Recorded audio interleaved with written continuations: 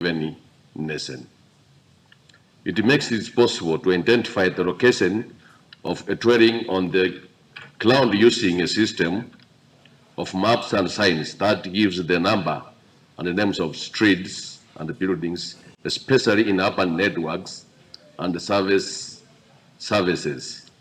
Moreover, it is a primary means to identify and locate unique objects, showing where people live, works, do business, and getting services. Nevertheless, addressing, identifying the sites of spatial objects and allows for undertakings, understandings of, and ability to navigate between addresses.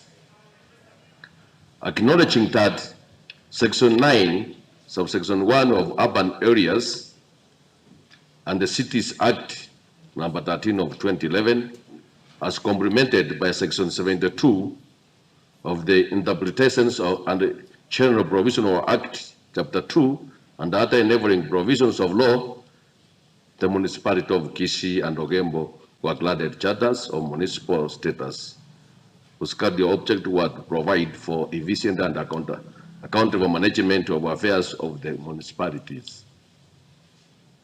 Honourable members, appreciating that the government has put in place municipal bodies to ensure provisions of services to residents, impose such fees, levies, and charges as may be authorized by the county government for the delivery of services by the municipalities, promote constitutional values, principles, ensure the implementation and compliance with the policies formulated by both the national and the county governments, and ensure participation of residents in decision making.